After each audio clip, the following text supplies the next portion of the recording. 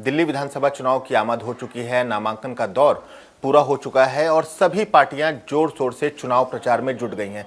पचपड़गंज विधानसभा में इस वक्त मौजूद है, जहां से आम आदमी पार्टी ने मशहूर शिक्षाविद अवध ओझा को अपना उम्मीदवार बनाया है। सर, शिक्षक के रूप में आपको देखते रहे, सैकड़ों बच्चे आपके पढ़े, आज अच्छे पोस्ट पर हैं, अच्छे मुकाम पर हैं। आपका सफर कैसा चल रहा है शिक्षाविद से नेता बनने का? बहुत अच्छा चल रहा है। और चूंकि शिक्षक के अंदर ज्ञान और शिक्षा की वजह से एक बहुत अच्छी दूरदर्शिता पैदा हो जाती है, तो एक समय आता है जब उसे दूरदर्शिता को पूरे समाज को देने का टाइम आता है। तो वो टाइम अब आ चुका था, उसे बांटने का टाइम आ चुका था, इसलिए शिक्षक से राजनेता की धारा में आ गए। सर, आम आदमी पार्टी ही क्यों? सवाल ये भी उठते हैं। आप बीजेपी से भी चुनाव लड़ने की बात कह चुके थे, कांग्रेस से भी आपने टिकट मांगा था, फिर आम आदमी पार्टी की तरफ रुझान कैसा? जितने भी देश दुनिया में महाशक्ति बने, चाहे वो यूनाइटेड स्टेट्स ऑफ अमेरिका हो 1787 में पैदा होने के बाद, चाहे जर्मनी हो, चाहे इटली हो, चाहे जापान हो, चाहे जो भी हो, सब ने एक प्रोग्राम चलाया, एक मानव संसाधन का विकास, ह्यूमन रिसोर्स। क्योंकि आपके पास नेचुरल रिसोर्स चाहे जितना हो, अगर ह्यूमन रिसोर्स खराब हो जाए तो आप पाकिस्तान हो जाओगे। भाई, उनका बॉर्डर मिलता है ईरान से, उनके पास प्राकृतिक गैस का सबसे ज़्यादा भंडार है, लेकिन ह्यूमन रिसोर्स खराब है। तो केजरीवाल जी एक ऐसे दूरदर्शी आदमी है, उनको पता है कि ह्यूमन रिसोर्स को मजबूत करना है। कैसे करेंगे? शिक्षा और स्वास्थ्य से। यही दो स्तंभ है जो ह्यूमन रिसोर्स को मजबूत करता है। तो आप देखिए उनका प्रोजेक्ट दिल्ली में शिक्षा और स्वास्थ्य को लेकर कितना प्यारा चल रहा है। तो ये विजन देखने के बाद जब मैंने वो दिल्ली मॉडल वाला कॉन्सेप्ट देखा है, बड़ी प्यारी किताब आई है जस्मीन शाह की, उसको हर आदमी को पढ़ना चाहिए। तो वहाँ से मुझे लगा कि नहीं, इन लोगों के साथ रहना। और चूंकि इन लोगों ने मुझे सामने से बुलाकर कहा कि हमें शिक्षा के क्षेत्र में आपसे सहयोग चाहिए, पहले राजनीति की बात नहीं हुई थी, पहले शिक्षा की बात हुई थी। हमने कहा ठीक है, तो यहाँ से वो कनेक्टिविटी बनती चली गई। सर, पचपड़गंज से आप चुनाव लड़ रहे हैं, लगातार लोगों के बीच जा रहे हैं, लोगों का रिस्पांस कैसा है? क्योंकि आप पूर्वांचल हैं और पचपड़गंज में पूर्वांचलों की संख्या लगभग आधी आबादी के बराबर है। रिस्पांस कैसा मिल रहा है? बहुत शानदार। मैं शुरू में आया तो थोड़ा सा चुनौती लगा, पर जब मैं लोगों के बीच घूमने लगा तो कहा ये तो मास्टर साहब है, ये तो यूट्यूब पे पढ़ा रहे थे, तो हमारा बच्चा इनसे पढ़ रहा है, हम इनसे गीता पढ़ रहे हैं। रे अवध ओझा चैनल पे मेरा शो आता है गीता का, और फिर अवधी और भोजपुरी आधा काम उसने कर दिया कि अरे भैया ये तो हमारे घर के आदमी है। तो फिर धीरे धीरे एक अपनापन सा विकसित होता चला गया। सर, पचपड़गंज मनीष सिसोदिया की परंपरागत सीट रही है और मनीष सिसोदिया को बहुत से लोग एजुकेशन मैन कहते हैं, शिक्षा के क्षेत्र में उनके काम है। कितनी बड़ी चुनौती है, क्योंकि आप भी एक शिक्षक हैं, आपके पढ़ाए बच्चे आज लगभग देश के हर कोने में हैं, कितनी बड़ी चुनौती है उस काम को आगे बढ़ाने की? एक शिक्षक, एक राजनेता के रूप में उन्होंने एक बड़ा अच्छा मानक तैयार कर रखा है। और मैं जहाँ जाता हूँ तो बच्चे मुझसे कहते हैं कि वो सिसोदिया अंकल ने ऐसा कहा था, वैसा कहा था, हमारा ये कहा। मैं बताऊँ, यहाँ शिरीन खान करके हमारी कार्यकर्ता, उसकी बच्चियाँ 9th-10th में, वो मुझसे स्टॉक इन्वेस्टमेंट डिविडेंड पे चर्चा कर रही थी। सुपर शाइन चौक पे एक लड़की फ्रेंच बोल रही थी। तो उन्होंने एक अच्छा मानक तैयार किया है, तो उस मानक को आगे बढ़ाना मेरे लिए एक बहुत बड़ी जिम्मेदारी होगी यहाँ पे। सर, रोड मैप क्या है पचपड़गंज? अगर विधायक बनते हैं, मंत्री बनते हैं, रोड मैप क्या है? नहीं, रोड मैप मेरे पास ये है कि यहाँ की जो चुनौतियाँ हैं अभी बरकरार हैं, जो कि आमतौर पर होता है कि चुनौतियाँ कभी ख़त्म नहीं होती। तो मैंने ये सोचा है कि मेरा सबसे पहला अभियान जो होगा वो होगा पानी की। जो अगर थोड़ी बहुत समस्या बची, अब तो खैर समस्या है नहीं, लेकिन अगर थोड़ी बहुत बची भी है, उन सबको ख़त्म करना है। शिक्षा और पचपड़गंज को एक कॉम्पिटिटिव हब बनाना कि यहाँ के लोगों को अपने बच्चों के भविष्य के बारे में ना सोचना पड़े। सर, यूपीएससी के शिक्षक रहे, आपकी अपनी कोचिंग इंस्टीट्यूट रही, विधायक बन जाते हैं, उसके आगे का सफर तय करते हैं, तो फिर भी क्या यूपीएससी के बच्चों के लिए तैयारी कराते रहेंगे या कुछ अलग और सोचेंगे? कबीरदास जी से लोग कहते थे कि आप अरहत हो चुके हैं, लाइटेंड हो चुके हैं, अब ये क्या चद्दर बुनने का काम करते हैं, छोड़ दीजिए इसको। अरे उन्होंने कहा कैसे छोड़ दूं, राम के लिए चद्दर बुनता हूं। तो जिस चीज से आपको पहचान मिलती है, और शिक्षा दिमाग को जिंदा करने का काम करती है। अगर मैं पढ़ाना छोड़ दूं आज, तो ठीक 1 साल बाद सब खत्म हो जाएगा, क्योंकि सारी एनर्जी, सारा ऊर्जा, सारा विजन वहीं से मिल रहा है। तो जब पेट्रोल और ईंधन ही शिक्षा है, भाई डॉक्टर अंबेडकर को जो छात्र क्लास के रूम बाहर बैठता था, इसी शिक्षा ने उस आदमी को आज भारत का भगवान बना दिया। तो शिक्षा नहीं छोड़ी जा सकती, पढ़ाना नहीं छोड़ा जा सकता। हाँ, ऐसा होगा कि दिन में एक क्लास लिया जा सकता है बस। सर, जब आप नामांकन भर रहे थे तो आपके नामांकन में दिक्कत आ गई, आपका वोटर कार्ड नहीं बना था, कहाँ देरी हो गई थी अवध वजह से? क्या वोट ट्रांसफर नहीं हो पाया था या अप्लाई नहीं कर पाए? मेरी आदत है लास्ट डे का इंतजार करने की, तो उसी आदत के तहत मैं पहुंचा। 7 तारीख को मैंने फॉर्म जमा किया, और तो 10 तारीख को नोटिफिकेशन आएगा कि नहीं 6 तक के फॉर्म माने आएंगे। तो वो उसमें मैं शिकार नहीं हो सकता था। अगर ये नोटिफिकेशन 5 को आती तो माना जाता, 10 को भाई आप ही ने टाइम दिया कि 7 तक आप फॉर्म जमा करो, तो अगले ने जमा किया। अब आप कह रहे हो 10 तारीख को, तो उस ग्राउंड पे मुझे सहूलियत मिलनी ही थी। आपके साथ अरविंद केजरीवाल, तमाम बड़े नेता इलेक्शन कमीशन गए थे, क्या बातें हो रही थी वहाँ पे उस समय? आपको कहा नहीं गया कि थोड़ा पहले डाल देते, अपना वोट ट्रांसफर कराने का प्रक्रिया जो है वो पहले कर देते? नहीं, वो कहना तब जायज़ था जब मुझसे कोई गलती होती। मैं डेट पे ही गया था, और इलेक्शन कमीशन को मैं धन्यवाद देना चाहता हूँ कि उन्होंने मुझे बड़ा सहयोग किया और मेरी मदद की। सर, आपका हलफनामा देख रहे थे, आपके पास करोड़ों की संपत्ति है, पैसे ठीक हैं, आपकी वाइफ के नाम पे भी हरिद्वार और गाजियाबाद में कुछ प्रॉपर्टी है, फिर आपने चुनाव लड़ने के लिए चंदे की अपील की थी। कल आपका एक सोशल मीडिया पोस्ट देख रहे थे। तो जब पैसे हैं तो फिर चंदे की क्यों जरूरत? चंदा जनता के प्रति पारदर्शिता और जनता से जुड़ाव स्थापित करता है। जैसे जब आपके मोहल्ले में दुर्गा पूजा होती है और आप पैसा देते हो, अब भगवान को तो उसकी कोई जरूरत है नहीं, तो आप उसमें भागीदारी भी करते हो कि नहीं भैया हमने सपोर्ट किया है, हमने पैसा लगाया है, हमने इस आदमी को आगे बढ़ाया है। और अंबानी जी के यहाँ जब उनकी बेटी की शादी में लोग गए तो उनको तो तोहफा देने की कोई ज़रूरत ही नहीं थी, दिया ना। बस वही है कि चंदा जो है वो पारदर्शिता। सर, अरविंद केजरीवाल से जब पहली बार मुलाकात हुई थी, किन मुद्दों पर चर्चा हुई? बहुत लोग इसको बताते हैं कि वो देख के मंत्रमुग्ध हो गए थे, लेकिन जब आपकी पहली मुलाकात हुई, क्योंकि आप भी मुखर रहे हैं, अरविंद केजरीवाल भी अच्छे ओरिएटर हैं, जब पहली मुलाकात हुई उसे कैसे देखते हैं? क्या कुछ बातें हुई थी? नहीं, बड़ी हंसी मजाक हुई, और ये हुआ कि सर आप तो हमारे ही डिपार्टमेंट के, हम सिविल सेवा वाली फील्ड के दोनों आदमी हैं। और फिर गीता पे चर्चा हुई, शिक्षा पे चर्चा हुई। बोले मैं अब गीता पढ़ता हूँ, और चूँकि मेरा शो भी आता है, तो उन्होंने कहा कि मैं तो गीता देख रहा हूँ, रे अवध ओझा चैनल पे जो आपका शो आता है वो देख रहा हूँ, और बहुत अच्छा, और चुनाव के बाद एक दिन हम लोग गीता पे बैठकर चर्चा ही करेंगे। तो बड़ा बढ़िया चर्चा रही, बहुत अच्छी चीज़ें रही। और सबसे बड़ी बात उन्होंने कही मुझसे, वो मैं शेयर कर दूँ आपके मंच से। उन्होंने कहा कि ओझा जी, मैं चाहता हूँ, जो आप बार बार वो रैंचो मॉडल की बात करते हो कि विवेक पैदा करना है, मैं चाहता हूँ आप ऐसा करो कि हमारे दिल्ली के जो बच्चे हैं, दिल्ली राज्य के जो बच्चे हैं, इनकी परनिर्भरता किसी पर ख़त्म हो जाए, ये खुद से इनका दिमाग जिंदा हो जाए, और आने वाले समय में दिल्ली मॉडल के जो युवा हैं वो पूरे भारत के आदर्श बन जाए। सर, लोकसभा चुनाव में आपने कहा था कि बसपा से आपको टिकट ऑफर हुआ था, वो यूपी के किसी फुलपुर सीट से आपको लड़ाने की बात करी थी। तो दिल्ली में भी बसपा चुनाव लड़ रही है कुछ सीटों पर, तो बसपा में ही रह जाते, क्योंकि आप बताते हैं कि बहन मायावती का आपके ऊपर आशीर्वाद रहा है, अपना एक जो स्नेह है वो बना रहा। अरे बहन जी को तो मैं प्रणाम करता हूँ। बहन जी जो है, जैसा कि वो एक कट्टर शासिका है और बहुत ही अच्छी शासिका रही, यूपी उन्हें हमेशा याद करता है। और सवाल ये था कि मैंने डिसाइड किया था, जब एमपी का चुनाव पूरा हो गया तो मैंने डिसाइड किया था कि अब सीधे 29 की धारा में कूदेंगे, तब तक तैयारी करेंगे, अपना काम करेंगे, कुछ और प्रोजेक्ट करेंगे। तो बीच में ये सारी घटनाएं हो गई और आम आदमी पार्टी ने मुझे इनवाइट किया, तो अब निमंत्रण आता है तो वहाँ तो आपको जाना ही पड़ेगा ना, तो निमंत्रणवश, सम्मानवश मैं चला आया। बीते दिनों मनीष सिसोदिया से बात हो रही थी, तो उन्होंने कहा कि उनके लिए ये बहुत खुशी की बात है कि पचपड़गंज की सीट उस शख्स के लिए छोड़ रहे हैं जिसके शिक्षा के क्षेत्र में एक बड़ा नाम है। नहीं, सिसोदिया जी हमसे जब मीटिंग हुई, हमारी उनकी मीटिंग हुई, तो हमारी 3-4 लोगों की मीटिंग थी। संजय भाई थे, केजरीवाल जी थे, सिसोदिया, सारे लोग थे। तो ये हुआ कि सबने कहा कि देखो भैया अवध ओझा, दिल्ली तो हमारी है, हम चाहे जहाँ से चुनाव लड़ें। अब वो पूरी सीन मैं आपको बता रहा हूँ कि वहाँ कैसे एक बैग चेहरे पे वो आ गया।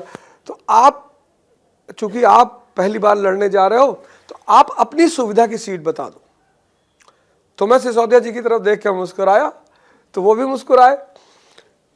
मैंने कहा सर आपकी सीट चाहिए, तो बड़ी तेजी से हंसे वो, कहे मुझे पता नहीं क्यों ऐसा अंदेशा हो रहा था कि भाई पूर्वांचल के लोग वहाँ ज़्यादा हैं, तो मुझे ऐसा अंदेशा हो रहा था कि आप हमारी तरफ देख के मुस्कुरा रहे हैं, हमारी सीट मांगेंगे।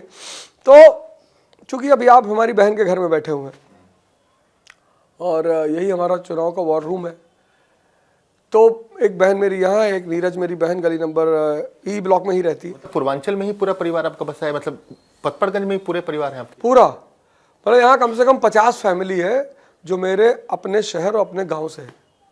पांडे समोसा वाला, हाँ, बहुत नामी आदमी, बस आदमी बता दे पांडे समोसा अम्बेडकर पार्क के पीछे, तो लोग वहाँ ला के पहुँचा देते हैं। तो ये सबसे बड़ी वजह थी, भाई आपको जहाँ 100 लोग जानते हैं आप वहाँ जाएंगे। तो फिर मैंने ये सीट मांग ली। सर, बीते दिनों अरविंद केजरीवाल ने घोषणा की कि पुजारियों और ग्रंथियों को प्रति महीने 18,000 रुपये की सम्मान राशि दी जाएगी। अभी तक जो ये पिस थी वो भाजपा की थी, क्योंकि भाजपा हिंदुत्व और कट्टर हिंदुत्व के मुद्दे पे चलती थी। कैसे देखते हैं कि क्या मास्टर स्ट्रोक होगा चुनाव में? नहीं, मैं तो कहता हूँ भाजपा के हमारे यहाँ प्रत्याशी हैं, वो भी कहते रहते हैं मैं प्योर हिंदू हूँ, प्योर हिंदू। तो मैं उनसे कहता हूँ आओ हो जाए एक चर्चा रामचरितमानस पर, सुंदरकांड यहाँ पढ़ते ही लोग मंगलवार को, तो एक शानदार परिचर्चा हो जाए, समाज को भी तो पता चले कि असली हिंदू कौन है। किसी ने धर्म का ठेका ले रखा है। धर्म माया को समझने का विज्ञान है, और बिना माया को समझे जीवन कभी खुशहाल हो ही नहीं सकता, क्योंकि अज्ञानता में माया शोषण करने लगती है व्यक्ति का। हमारे पिता ने हमको बचपन से रामचरितमानस पढ़ाया है, नाथ नरथ नहीं तन पद त्राणा कही बद जीतब वीर बलवाना। ये लाइन पढ़ सुन सुन कर मैं जवान हुआ। दौरज सीरज धीरज सौरज तहरज चाका सत्यशील दृढ़ ध्वजा पताका, ये सब सुनकर मैं बड़ा हुआ। धर्म व्यक्ति को महामानव बनाने का साइंस है, उस पर किसी का पेटेंट नहीं हो। कितना बड़ा काम किया केजरीवाल जी ने आधुनिक भारत के इतिहास में, कि जिस वर्ग के बारे में कोई सोच नहीं था, ये हमारे पुजारी, हमारे ग्रंथी हमारे लिए पूजा अर्चना करते हैं, हमारी भलाई सोचते हैं, नारा लगाते हैं धर्म का विजय हो, विश्व का कल्याण हो, प्राणियों में सद्भावना हो, उनके लिए हमें नहीं सोचना चाहिए? स्वाभाविक था। तो लगता है कि चुनाव में सर इसका फायदा होगा, क्योंकि ये वैसा समाज है जो हमारे जिंदगी से तो जुड़ा है, लेकिन कभी इनके बारे में उतने विस्तार से नहीं सोचा गया। बिल्कुल किसी ने नहीं सोचा। इन सबको मिलकर अरविंद केजरीवाल जी का सहृदय से धन्यवाद देना चाहिए कि पहली बार किसी आदमी ने, इन्हें किसी दायरे में नहीं बदना चाहिए, जो आपका भला कर रहा है आपको उसके साथ रहना चाहिए। महिलाओं की सम्मान राशि की भी बात हो रही है, बुजुर्गों के लिए संजीवनी स्कीम है। कितना लगता है कि, क्योंकि पिछले चुनाव का ट्रेंड देखें तो जो महिलाएं हैं वो आम आदमी पार्टी की वोटर हैं, और चुनाव में भी हम देखते हैं कि पुरुषों के मुकाबले महिलाएं अपने घरों से ज़्यादा निकलती हैं, वो ज़्यादा वोट करती हैं। तो क्या लगता है कि गेम चेंजर ये दोनों स्कीम साबित होंगी? वो तो कह दिल्ली की महिलाएं कहती हैं कि भाई हो तो केजरीवाल जैसा। तो जब वो भाई मान ही रही हैं, बेटा मान ही रही हैं, तो उन्हें जाना, पहली बार किसी ने उनके बारे में सोचा, भावनात्मक रूप से उनके साथ जुड़ा, उनके घर के आय की बचत कराई, बिजली के बिल के रूप में बचत कराई, पानी के बिल के रूप में बचत कराई, मोहल्ला क्लिनिक के रूप में बचत कराई। तो बहनों को लगा नहीं कि यार ये तो हम भैया हमारा मेरे आय में बचत करा रहा है। वो आय की जो बचत है वो बच्चे की शिक्षा में लग रही है, मकान बनने में लग रही है, घर का विकास हो रहा है, तो वो अरविंद केजरीवाल से जुड़ेंगे नहीं, स्वाभाविक तौर पे जुड़ेंगे। बीते दिनों भाजपा का संकल्प पत्र देख रहा था, उसमें महिलाओं के लिए 2500 रुपये की सम्मान राशि की घोषणा की गई। गर्भवती महिलाओं के लिए एक मुश्त 21,000 रुपये दिए जाएंगे। बुजुर्गों के लिए भी उसमें कई तरह की घोषणाएं की गई हैं। कैसे देखते हैं कि संकल्प पत्र भाजपा का कैसे, किस रूप से देख रहे हैं? अभी 2 और संकल्प पत्र आने वाले हैं उनके। 20 राज्यों में सरकार है, एक को भी देते तो दिल्ली वालों को लगता कि हाँ यार फलाने को दिया था। ये बहका कर जो दिल्ली वालों को मिल रहा है वो भी खत्म करवा देंगे, इनका यही प्लान है। आए थे कहकर अच्छे दिन आएंगे। अब जनता, अभी तो दिल्ली में पोस्टर चारों तरफ लगा हुआ है, अब दिल्ली के भी अच्छे दिन। दिल्ली वालों, पूरे देश के अच्छे दिन को देखकर तब फैसला करना। वही नारा दिया था, बहुत हुई महंगाई की मार, अब की बार मोदी सरकार, 40 रुपया पेट्रोल मिलेगा। कहाँ पहुंच गया पेट्रोल, कहाँ पहुंच गया गैस सिलेंडर, सब्जी महंगाई सब कहाँ पहुंच गई।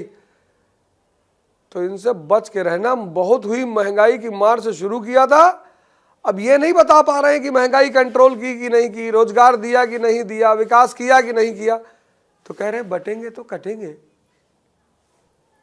अब ये कहना चाहिए 10 साल बाद। आपके जो पार्षद जो चुनाव लड़ रहे हैं भाजपा से, इन्होंने कुछ दिनों पहले ये नारा भी दिया था, और कुछ दुकानें भी बंद कराई थी इसी मुद्दे को लेकर कि बटेंगे तो कटेंगे।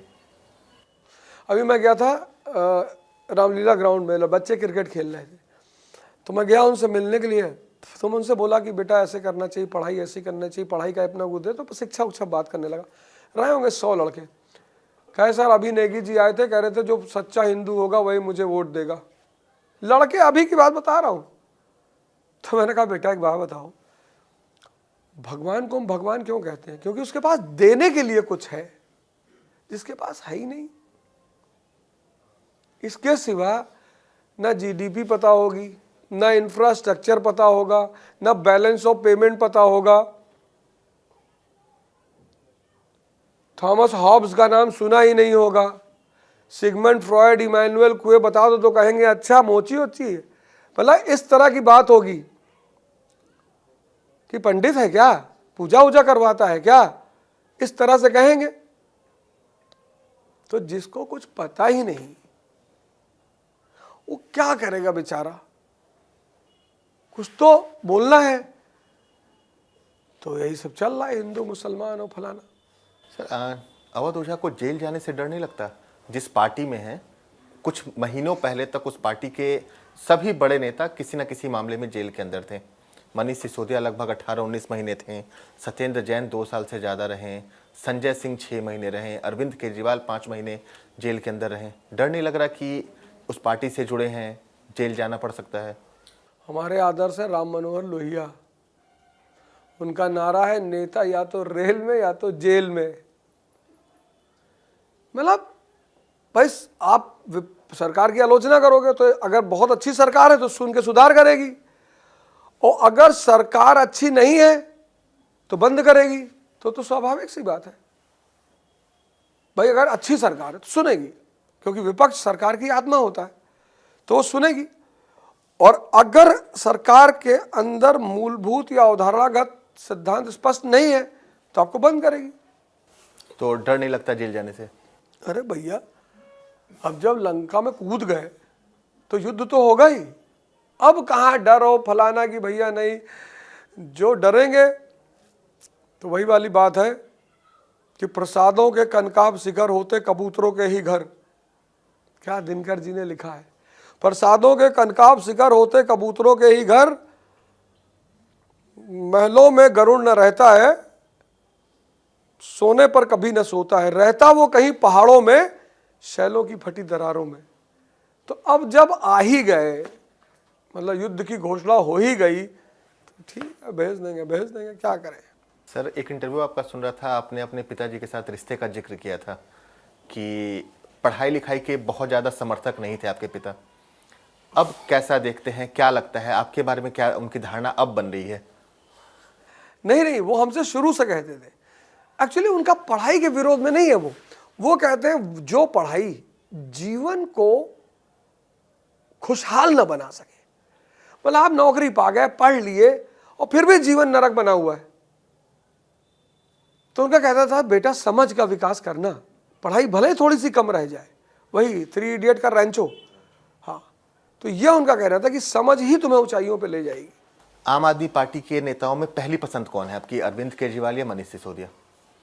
हमारी पहली पसंद तो अब यार वही वाली बात हो गई कि मम्मी पापा में से ज़्यादा पसंद कौन है। ये सवाल बड़ा घातक होता है कि मम्मी पापा, क्योंकि मम्मी को कह दो तो पापा नाराज हो जाएंगे कि जाओ पॉकेट मनी ख़त्म तुम्हारा, आज के बाद कोई पॉकेट नहीं, और पापा का कह दो तो खाना बंद हो जाए।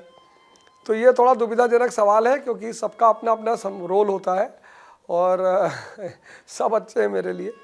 हालांकि मनीष सिसोदिया जी मुझे टाइम टाइम पर फ़ोन कर लेते हैं और कहते हैं, गाइडेंस भी देते हैं कि ऐसा कर लीजिएगा, वैसा कर लीजिएगा, और बहुत सहयोगात्मक। चूँकि अरविंद जी बड़े नेता हैं, पार्टी के सबसे बड़े नेता हैं, तो ज़्यादा व्यस्त रहते हैं, लेकिन सिसोदिया जी बहुत ख्याल रखते हैं। तो मैं उनका हृदय से कृतज्ञ हूँ, और मैं जंगपुरा के लोगों से कहूँगा हाथ जोड़कर कि कृपया करके उनका साथ दें, समर्थन दें और उन्हें जिताएं। इतना अच्छा व्यक्ति जो समाज के उत्थान के विषय में निरंतर सोचता हो, वो आपको नहीं मिलेगा। पूर्वांचली हैं आप, और आम आदमी पार्टी ने भी इस बार 11 से 12 पूर्वांचलियों को टिकट दिया है। बीते दिनों आम आदमी पार्टी ने इसे मुद्दा बनाया था जेपी नड्डा के एक बयान को लेकर कि जेपी नड्डा ने पूर्वांचलियों का अपमान किया। लगता है कि इस बार चुनाव में ये फैक्टर रहेगा, क्योंकि दिल्ली में लगभग 40 से 42 लाख आबादी पूर्वांचलों के वोटर और 17 से 18 सीटों पर सीधा प्रभाव है पूर्वांचलियों का। बिल्कुल है, और वो कहीं ना कहीं अपने आप को हाशिए पे महसूस करते हैं। यहाँ दिल्ली में अकेलापन महसूस करते हैं, मतलब असहाय महसूस करते हैं, असहाय महसूस करते हैं। मतलब यहीं पर हमारे कुछ जो प्रतिद्वंदी हैं वो कहते हैं कि बिहारी है ये, बिहारी है ये, बिहारी है ये। मतलब हम पूर्वांचलियों को बिहारी और न जाने किन किन शब्दों से, अभी वो शहजाद पूना वाला उसने गाली दिया ही दिया। मतलब वो मन में रहा होगा तभी तो निकला। कोई चीज़ अगर मन में नहीं होगी तो निकलेगी कैसे? वो मन में था, उस दिन निकल गया। लेकिन मेरे साथ ऐसा है कि चूंकि मैं शिक्षक हूं, तो यहाँ पूर्वांचली उत्तरांचली सब मेरे साथ खड़े हैं। साउथ इंडिया के लोग मुझसे मिल रहे हैं, sir good morning, are with you sir. तो सब शिक्षक होने का ये मुझे फ़ायदा मिल रहा है कि मुझे हर वर्ग का समर्थन मिल रहा है। लेकिन पूर्वांचल का समाज जो यहाँ अकेलापन महसूस करता है, तो उसको लगता है कि नहीं यार, हमारे बीच का आदमी आएगा तो हमें कहीं ना कहीं कुछ ना कुछ समर्थन मिलेगा। अगर हम संकट में फंसेंगे तो कोई ना कोई हमारे साथ आके खड़ा हो जाएगा।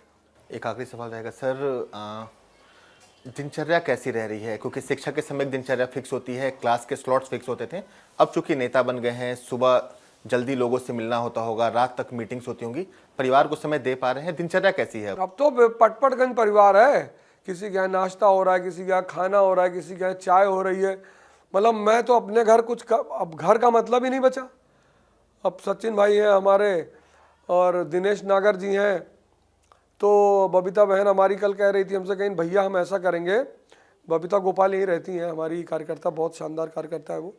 तो गीता रावत जी हैं, बहनें हैं बढ़िया, रुबीना खान है, तो एक हमारी रुखसाना बहन है, और रेखा सक्सेना जी हैं, दीपा बहन है, मतलब दुर्गा बहन है हमारी। तो कह रही भैया हम खाना पैक करके रोटी ले आया करेंगे, आप रास्ते में ही खा लिया करो। तो जब खाना परिवार दे रहा है और परिवार साथ में घूम रहा है, भाई मेरे साथ जो लोग घूम रहे हैं, चाहे वो पुरुष हैं चाहे महिलाएं हैं, जो भी सब घूम रहे हैं, उन्होंने भी तो परिवार का त्याग कर रखा है। तो हम सब एक दूसरे के परिवार हैं, और बहुत अच्छा लग रहा है, बड़ा आनंद आ रहा है। सर, चुनाव में आम आदमी पार्टी कितने सीटें ला रही है? 2015 में 67 सीटें, 2020 में 62। इस बार क्या लग रहा है अवध ऊर्जा को? 60+ सीटें रहेंगी, 60+, कोई तोड़ नहीं पाएगा। और सरकार अरविंद केजरीवाल जी की ही बनेगी। मतलब इसमें न इफ है न बट है, सरकार उन्हीं की बनेगी और 60+ सीट आएगी, चाहे 61 आए। तो आप तैयार हैं? अवध ऊर्जा तैयार है पूरी तरह से? नहीं, हम तो तैयार, एकदम तैयार है। जनता का प्रेम और सहयोग देख के वैसे ही इतना उत्साह बढ़ा हुआ है, तो एकदम तैयार।